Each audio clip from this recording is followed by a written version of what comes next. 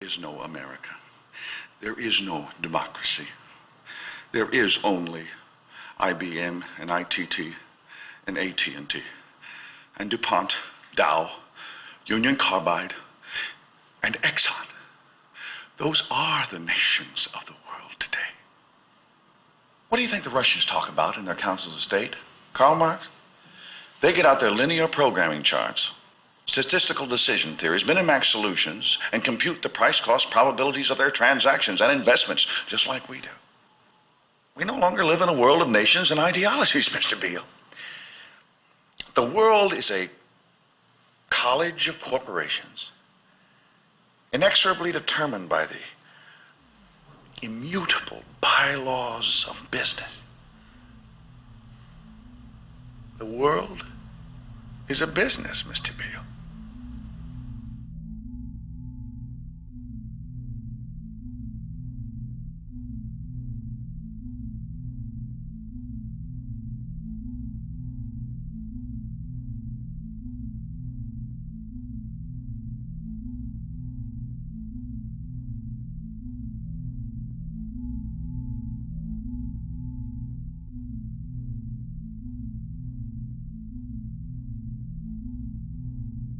The world is being taken over by a handful of business powers who dominate the natural resources we need to live while controlling the money we need to obtain these resources. The end result will be world monopoly, based not on human life, but financial and corporate power. And as the inequality grows, naturally more and more people are becoming desperate.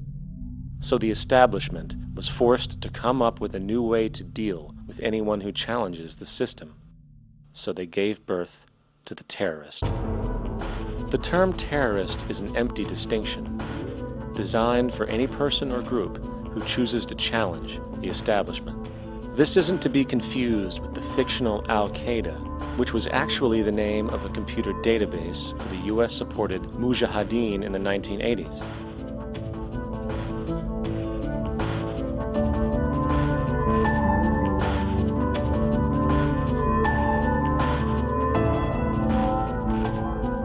In 2007, the Department of Defense received $161.8 billion for the so-called global war on terrorism. According to the National Counterterrorism Center, in 2004, roughly 2,000 people were killed internationally due to supposed terrorist acts. Of that number, 70 were American. Using this number as a general average, which is extremely generous, it is interesting to note that twice as many people die from peanut allergies a year than from terrorist acts. Concurrently, the leading cause of death in America is coronary heart disease, killing roughly 450,000 each year. And in 2007, the government's allocation of funds for research on this issue was about $3 billion. This means that the US government in 2007 spent 54 times the amount for preventing terrorism than it spent for preventing a disease which kills 6,600 times more people annually than terrorism does. Yet, as the name terrorism and Al-Qaeda are arbitrarily stamped on every news report relating to any action taken against US interests, the myth grows wider. In mid-2008, the U.S. Attorney General actually proposed that the U.S. Congress officially declare war against the fantasy. Not to mention, as of July 2008, there are now over 1 million people currently on the U.S. terrorist watch list. These so-called counterterrorism measures, of course, have nothing to do with social protection, and everything to do with preserving the establishment amongst the growing anti-American sentiment both domestically and internationally, which is legitimately founded on the greed-based corporate empire expansion that is exploiting the world. The true terrorists of our world do not meet at the docks at midnight or scream Allah Akbar before some violent action. The true terrorists of our world wear $5,000 suits and work in the highest positions of finance, government, and business. So, what do? How do we stop a system of greed and corruption that has so much power and momentum? How do we stop this aberrant group behavior which feels no compassion for, say, the millions slaughtered in Iraq and Afghanistan, so the corporatocracy can control energy resources and opium production for Wall Street profit?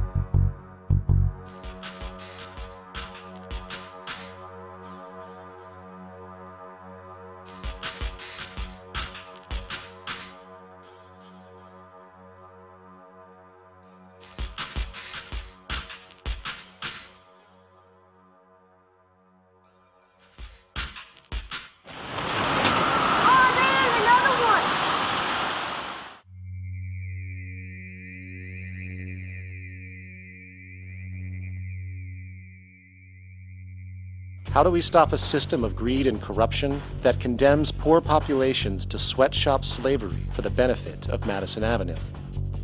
Or that engineers false flag terror attacks for the sake of manipulation? Or that generates built-in modes of social operation which are inherently exploitative? Or that systematically reduces civil liberties and violates human rights in order to protect itself from its own shortcomings? How do we deal with the numerous covert institutions, such as the Council on Foreign Relations, the Trilateral Commission, and the Bilderberg Group, and other undemocratically elected groups which, behind closed doors, collude to control the political, financial, social, and environmental elements of our lives? In order to find the answer, we must first find the true underlying cause. For the fact is, the selfish, corrupt, power, and profit-based groups are not the true source of the problem. They are symptoms.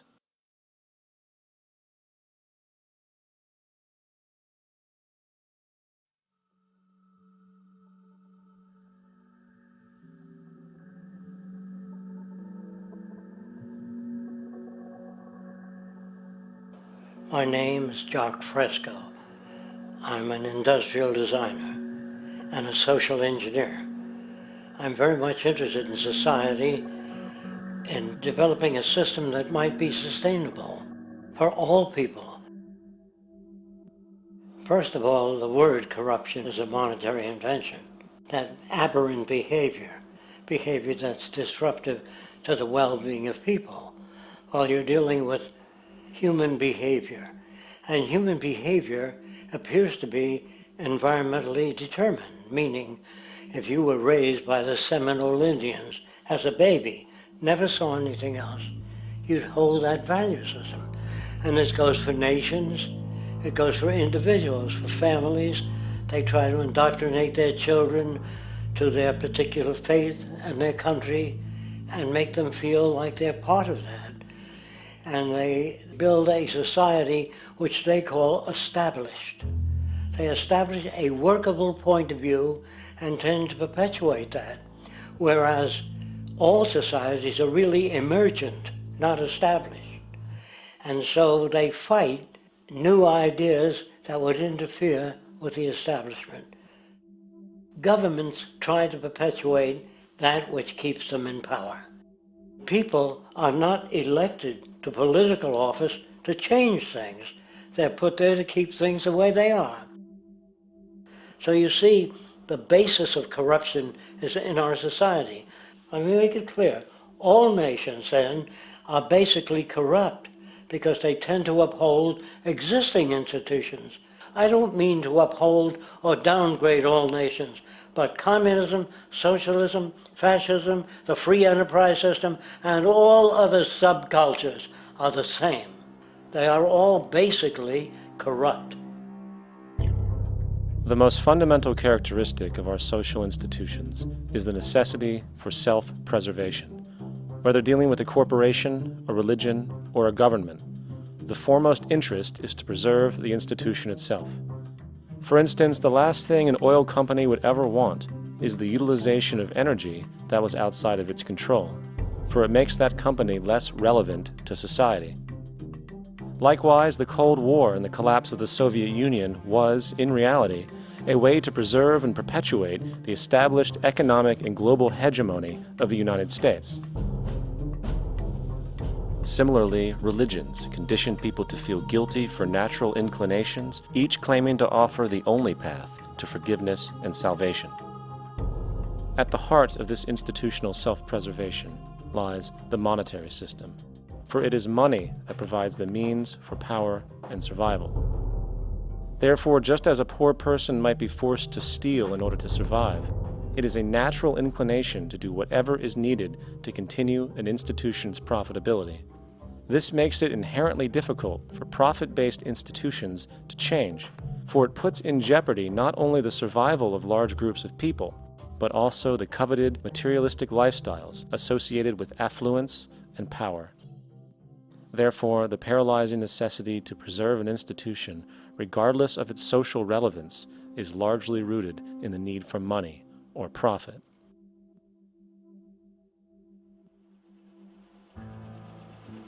What's in it for me is why people think. And so if a man makes money selling a certain product, naturally he's going to fight the existence of another product that may threaten his institution. Therefore, people cannot be fair, and people do not trust each other. A guy will come over to you and say, I got just the house you're looking for. He's a salesman. When a doctor says, I think your kidney has to come out, I don't know if he's trying to pay off a yacht or whether my kidney has to come out. It's hard in a monetary system to trust people. If you came into my store and I said, this lamp that I've got is pretty good, but the lamp next door is much better, I wouldn't be in business very long. It wouldn't work. If I were ethical, it wouldn't work.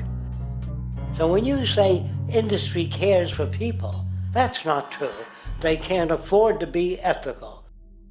So your system is not designed to serve the well-being of people. If you still don't understand that, there would be no outsourcing of jobs if they cared about people. Industry does not care. They only hire people because it hasn't been automated yet. So don't talk about decency and ethics. We cannot afford it and remain in business.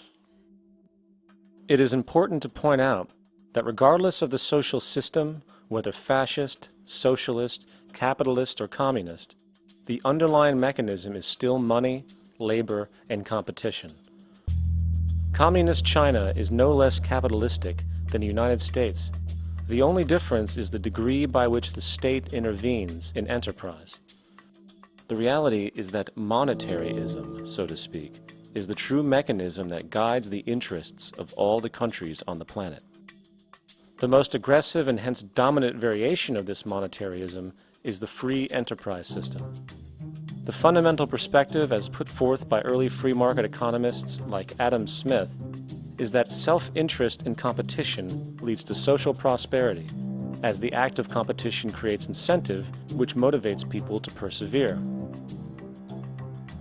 However, what isn't talked about is how a competition-based economy invariably leads to strategic corruption, power and wealth consolidation, social stratification, technological paralysis, labor abuse, and, ultimately, a covert form of government dictatorship by the rich elite. The word corruption is often defined as moral perversion. If a company dumps toxic waste into the ocean to save money, most people recognize this as corrupt behavior. On a more subtle level, when Walmart moves into a small town and forces small businesses to shut down for they are unable to compete, a gray area emerges. For what exactly is Walmart doing wrong? Why should they care about mom-and-pop organizations they destroy?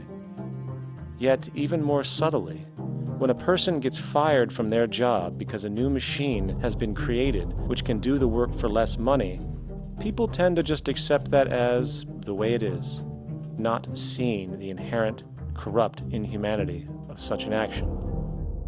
Because the fact is, whether it is dumping toxic waste, having a monopoly enterprise, or downsizing the workforce, the motive is the same: profit. They are all different degrees of the same self-preserving mechanism, which always puts the well-being of people second to monetary gain. Therefore, corruption is not some byproduct of monetarism. It is the very foundation. And while most people acknowledge this tendency on one level or another, the majority remains naive as to the broad ramifications of having such a selfish mechanism as the guiding mentality in society. Internal documents show that after this company